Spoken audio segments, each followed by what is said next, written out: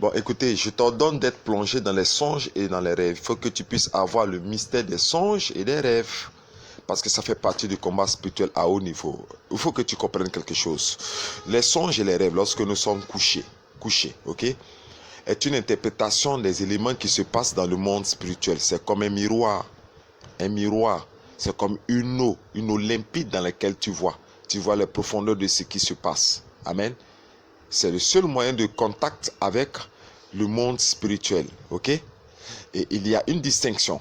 Amen, amen. Entre le rêve et le songe. Parce que nous allons faire cet enseignement en deux sections. Amen. Le songe et les rêves, les deux ne sont pas la même chose. Ok? Le rêve, c'est les manifestations des esprits. Ok? Maléfiques. Le rêve, c'est l'expression des mouvements ou l'expression des exercices du monde du mal. Les démons, les esprits, ainsi de suite, la sorcellerie et autres sont stockés dans ce qu'on appelle le rêve. Ok? C'est le ring ou le stade sur lequel jouent tous les éléments du royaume du mal, des démons, des esprits, des dominations, des autorités, des princes du monde des ténèbres, des esprits méchants, tout et tout. C'est là-bas qu'ils travaillent. Ok? Donc c'est dans le rêve que tu découvres les activités. Là, c'est typique. Pour ceux du mal, on appelle ça rêve. Mais quand tu prends dans la Bible, quand le Seigneur veut nous parler d'une de ses représentations dans le sommeil de quelqu'un, que lui-même vient sous forme d'ange ou par sa présence lui-même communiquer une destinée prophétique ou bien un événement, une prophétie, quelque chose de ce genre, où Dieu veut parler à la pensée sommeillante d'un de ses enfants, c'est à travers ce qu'on appelle le songe. Amen.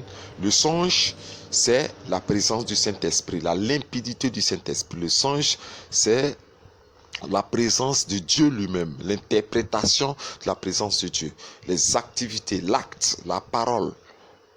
Voilà, c'est à travers le songe que l'Éternel Dieu parle à ses enfants, c'est à travers les songes que l'Éternel Dieu transmet des messages. Alléluia. Voici Jacob couché dans le désert.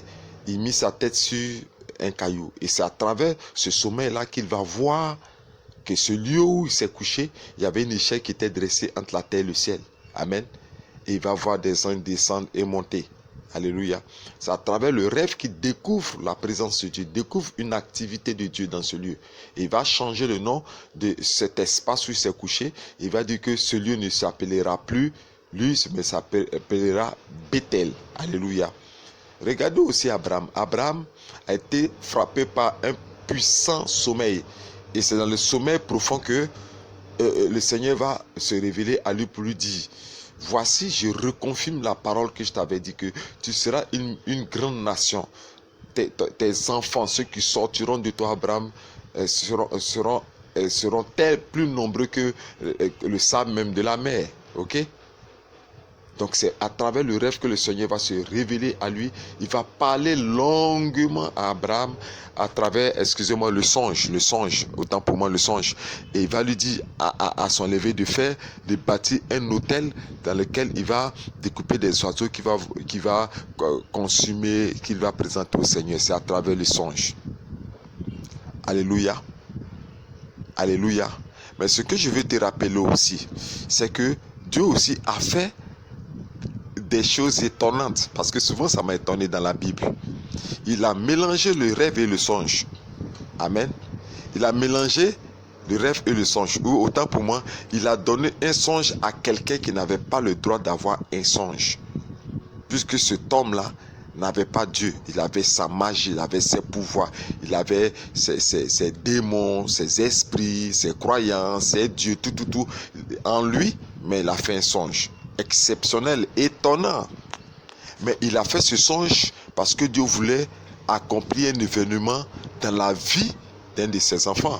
Regardez Pharaon et regardez l'histoire de Joseph. Pharaon, rempli de sa magie, rempli de ses dieux, rempli de ses croyances, rempli de ses pratiques, rempli de ses... Regardez Pharaon lui-même. Pharaon fait songe. Aïe, aïe, aïe, aïe, aïe, aïe, aïe, aïe, aïe, mystère. Pharaon fait pas rêve, mais il fait songe. Et dans le songe, il voit des brebis maigres et des moutons maigres et des moutons gras. Et ce songe est un avertissement de Dieu pour lui dire qu'il y aura une sécheresse dans le pays. Et que lui, Pharaon, devait garder des réserves de nourriture afin qu'il ne soit pas surpris. Mais pourquoi Pharaon fait un songe et qu'il ne fait pas un rêve? Je vais te le dire, tu vas comprendre. Parce qu'il y avait la présence de Dieu en Égypte à travers une postérité de Jacob qui était présent. Lui seul, à cause de lui seul, l'impact de sa présence, Joseph, l'impact de sa présence a provoqué le songe chez Pharaon, a provoqué le mouvement de l'Esprit de Dieu dans le royaume de l'Égypte et touché même Pharaon. Rakabasa. Regardez un peu comme c'est grand. Pharaon fait songe. Et comme dans le plan de Dieu, seuls ceux qui ont l'esprit de l'interprétation du songe peuvent lire les décodages de certains éléments montrés dans le rêve et dans le sommeil de quelqu'un qui est difficile à décrypter. Je vais revenir dessus. Et là, on appelle Joseph. Et Joseph vient confirmer sa destinée prophétique. Dis avec moi, Amen. Il vient confirmer sa destinée prophétique. Il vient interpréter le songe avec perfection. Décoder le songe. Pharaon est KO. Et Pharaon le nomme gouverneur.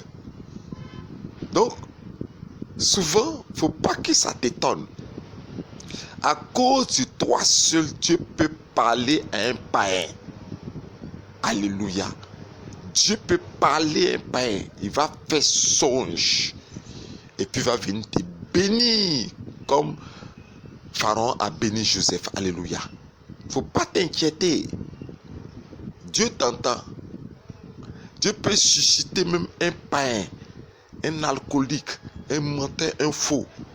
Lui imposer dans un rêve, lui parler dans un rêve, lui parler dans un rêve, lui parler, lui dire bénis mon fils, et puis il va te bénir. C'est ça la puissance et le mystère de l'Éternel, Dieu grand que nous servons. Regardez ce qui va se passer encore avec au temps de Jésus-Christ. Je crois que c'est Pilate. Ok? Le gouverneur, lui aussi, rempli de ses dieux romains, rempli de ses croyances romaines, rempli de ses adorations romaines, rempli de sa magie romaine. Il va dormir. Et il est mélangé, il ne peut pas. Sa femme qui est avec lui, couchée auprès de lui, est troublée par des songes bizarres concernant Jésus-Christ. Se lève, dit à son mari, type que vous voulez tuer là, cet homme-là, il ne faut pas te mettre dans cette affaire. Lave-toi les mains dans cette affaire pour ne pas que la malédiction s'abatte sur nous et sur notre lignée jusqu'à l'éternité. Dieu a parlé à cette femme qui n'était pas chrétienne. Dieu s'est révélé de l'importance de celui qui veut sacrifier Jésus-Christ. La Bible dit, elle et son mari, les nuits ont été troublées. Laisse-moi te dire quelque chose. Dieu va troubler tes ennemis au nom de Jésus-Christ. Dis-moi amen. Dieu va troubler ceux qui ne veulent pas que toi tu atteignes ta destinée prophétique. Il va troubler ceux qui ne veulent pas que tu arrives loin dans ta vie. Il va troubler ceux qui veulent que tu restes dans l'échec. Ceux qui te combattent en sorcellerie depuis très longtemps. L'Éternel Dieu va troubler les sommeils par des songes menaçants de sa présence, de sa parole, de sa volonté. Il menacera leur position à ta faveur. À cause de toi, ils ne vont pas dormir parce que le Seigneur va secouer des songes en eux. Ils seront obligés, je dis bien, obligés de te bénir parce que Dieu va parler à leurs pensées, Dieu va parler dans leur sommeil. Alléluia. Je vais te parler de cela comme introduction parce que nous avons 3 séances à faire concernant ce qu'on appelle le rêve et le songe pour que tu puisses faire la distinction entre les deux. Amen, amen. La puissance de Dieu se révèle à travers notre sommeil. Quelqu'un me dira, moi je ne fais pas de rêve, moi je ne fais pas de songe. Je suis là, je dors, c'est pas normal. Dis avec moi, c'est pas normal. C'est pas normal que quelqu'un dort et puis ne rêve pas pour voir au moins les activités du monde maléfique, ou il ne fait pas de ce pour entendre la parole de Dieu. C'est pas normal. Tu dors vite. Tu es là. Mais attendez, c'est pas normal. Tu n'es pas un pain de boulangerie qu'on met au four et puis au tir et puis il n'y a rien. Non, non, non. Tu n'es pas du pain. Tu n'es pas étendu comme du pain. Tu es un homme. Tu as l'esprit. Tu as un esprit. Tu as une conscience. Tu as une pensée. Il faut que tu fasses les rêves ou les songes. Et pour pouvoir arriver sur là, je vais vous donner la clé. C'est lorsque ta vie de prière est élevée que se manifeste le miroir du monde spirituel, ce qu'on appelle la transparence du monde spirituel à travers le songe et le rêve. Lorsque ta vie de prière est élevée. Amen. C'est pour ça que je te conseille de monter de niveau dans le combat spirituel. Moi, toutes les nuits, je vous dis toutes les nuits, j'ai fait des rêves et des songes, c'est normal. Toutes les nuits, je suis sur le champ du combat spirituel à haut niveau. Même je suis en train de vous parler, je suis sorti du combat spirituel et j'ai été inspiré de vous donner cet enseignement. Avec des puissances et ténèbres, j'ai vu le mouvement spirituel, la métamorphose, la sorcellerie en chat. J'ai vu des mouvements spirituels, d'énormes mouvements spirituels en rêve, des attaques, par empoisonnement, tout. On s'est bataillé jusqu'au matin. Et j'ai triomphé, écrasé, brisé les œuvres. Et pourquoi est-ce que le Seigneur m'a révélé tout cela? À cause de mon haut niveau spirituel de combat. Donc arrête tes 5 minutes de prière où tu te confies. Non, c'est pour ça que vous êtes toujours envoûté en rêve. Tu manges à rêve parce que ta vie de prière n'est pas forte.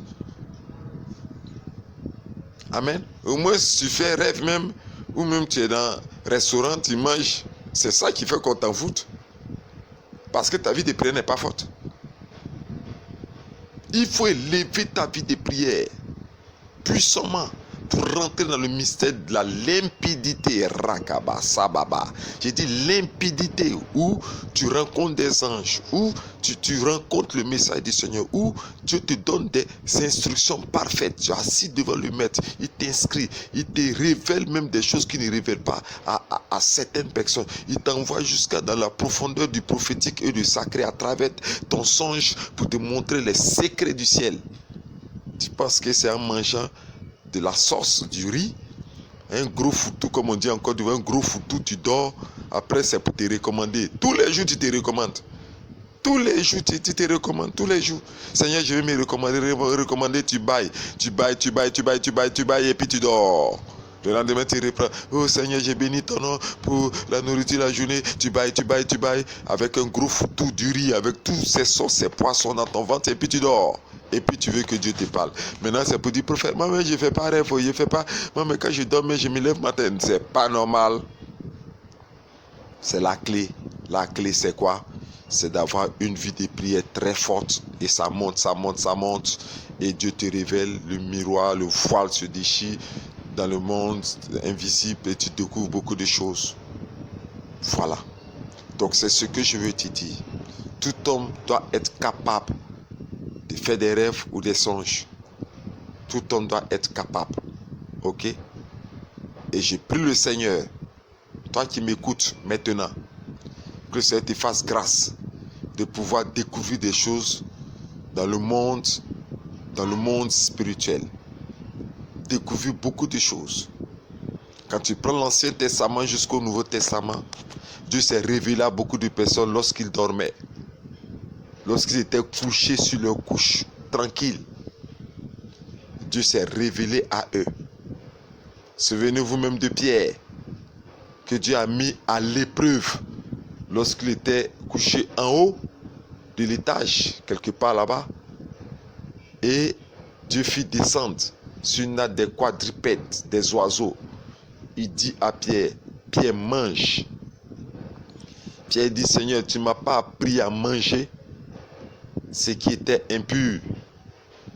Dieu dit, mange. Pourquoi considères-tu ce que moi j'ai dit saint? Pourquoi tu considères ça impur? Pierre était étonné. Et qu'est-ce qui va se passer à la suite? Un homme qu'on appelle Corneille, qui fait partie des cohortes des Italiens, c'est-à-dire les businesseurs italiens, ils étaient reconnus par les faussetés, les faux business qu'ils faisaient, des corrompus, des trompeurs, des échangeurs de faux billets, c'est-à-dire ils étaient les mains étaient souillées, les morales étaient souillées. C'est dedans cet homme qu'on appelle Corneille. Ce groupe-là, qui ne devait pas recevoir la parole de Dieu, il y a un dedans qu'on appelle Corneille, que Dieu s'est révélé à lui dans son sommeil pour lui dire que je t'ai trouvé juste. Va appeler l'apôtre pour qu'il puisse venir prier pour toi. Parce que toi, je t'ai trouvé juste, correct dans tes hormones. Tu fais du bien, toi, je t'ai trouvé juste. C'est Dieu qui s'est révélé à Corneille dans son sommeil pour lui dire va. Et il a envoyé les apôtres aller chercher, envoyé ses serviteurs aller chercher l'apôtre pour venir bénir sa maison. Il était censé de ne pas écouter la voix de Dieu, puisque le groupe dans lequel il était un groupe souillé. Amen. Donc ce que je peux te dire, Dieu peut toucher quelqu'un, peut parler dans le sommeil à un païen, peut parler dans le sommeil à quelqu'un. Il faut que tu sois sûr, rien n'est impossible à Dieu. Je veux te rassurer aujourd'hui. Quand Dieu dit qu'il veut faire, il fait. Amen. Quand il dit qu'il veut faire quelque chose pour toi là, il le fait. Et ça t'étonne. Amen. Il le fait. Et ça t'étonne. Alléluia. Un frère que je connais très bien, un homme de Dieu que je connais très bien. Dieu a touché un bijoutier. Lui-même il dit que le Seigneur s'est révélé à lui. Lui païen, chercheur de femmes, impudique. Il dit que Dieu l'a, d'après lui, j'ai dormi et puis j'ai fait rêve. Il y a quelqu'un qui m'a dit de faire des alliances de mariage. Il a fait les alliances et il a offert ça cadeau à ce pasteur-là. Alors que ce pasteur était dans un moment de préparation de mariage, il n'avait même pas de l'argent sur lui. Une pièce même n'avait pas, il était pauvre. Et Dieu a touché ce bijoutier païen là pour qu'il fasse gratuitement les alliances pour lui. Il a prié pour le gars, pour bénir ce bijoutier là qui est resté, qui a prospéré dans son travail jusqu'à aujourd'hui. Amen. Je vous donne un exemple même que vous devez comprendre. Un très bon exemple me concernant moi-même. Amen, amen. Il y a des choses qui m'ont étonné. Dieu a suscité des païens. Dieu a parlé. Il y a un païen là qui est venu me raconter son rêve. Mais quand j'ai décrypté le rêve, je me suis rendu compte que c'était pas un rêve, c'était un songe. Et quand il m'a raconté ça, il m'a raconté cette histoire nette. Il a dit qu'il doit me bénir.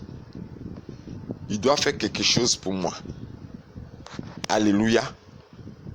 Donc, ce que je veux te dire pour te rassurer, c'est que quand Dieu veut te bénir, il parle à tes ennemis, il parle à tes opposants, il parle à ceux qui te contredisent. Il leur parle pour qu'ils ouvrent leurs mains, leurs pensées et qu'ils puissent manifester leur faveur à ton égard. Que Dieu te bénisse. C'était l'intro où vous voulez le tuto pour le mystère des rêves et des songes. Le tuto pour que tu puisses entrer pleinement dans les mystères que je te donnerai par les 2 autres enseignements qui verront par la suite sur comment interpréter, comment décrypter un rêve, comment interpréter un songe. Je vous dis shalom, shalom, shalom. Restez toujours connectés avec moi et partagez surtout cet audio que je viens de faire. Partagez-le, ok? Partagez pour aider beaucoup de personnes qui ne réussissent pas à comprendre les éléments de leur sommeil, de leurs rêves, de leurs songes. Ça va aider beaucoup de personnes parce qu'ils en ont besoin pour le combat spirituel. Alléluia. Et puis aussi, si vous voulez me contacter pour qu'on puisse prier ensemble, pour que je puisse vous donner encore plus d'éclairage, voilà mon WhatsApp que je vous donne tout à l'heure, plus 225, retenez bien, 08 90 78 30. Je répète, plus 225 08 90 78 30. Et puis enfin, vos dons, vos offrandes, votre bienveillance, votre aimabilité sera le bienvenu pour soutenir un vrai ministère qui vous donne des mystères, pour que l'œuvre continue dans le monde entier et que on puisse aider de nombreuses personnes à sortir du filet de l'oiseleur et à être délivrées des chaînes de la mort, de la servitude et des chaînes de l'enfer. C'était l'écrivain prophète Yahweh Moïse qui vous dit Shalom.